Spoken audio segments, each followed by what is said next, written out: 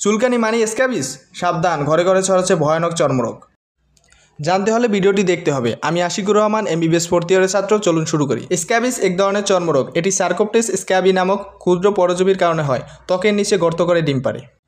স্ক্যাবিসের কারণ: ঘনিষ্ঠ শারীরিক সংস্পর্শে, একই বিছানা বা কাপড় ব্যবহার করলে, পরিবারের একজন আক্রান্ত হলে অন্যরা সহজে আক্রান্ত হয়।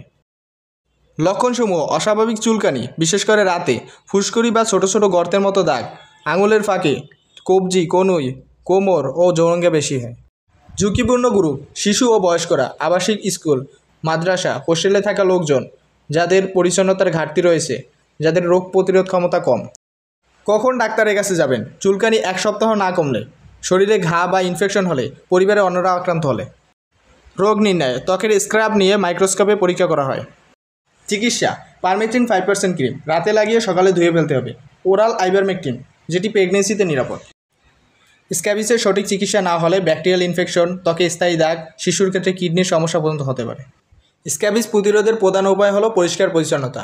ব্যক্তিগত পরিচ্ছন্নতা বজায় রাখুন, সচেতন থাকুন। ধন্যবাদ সবাইকে।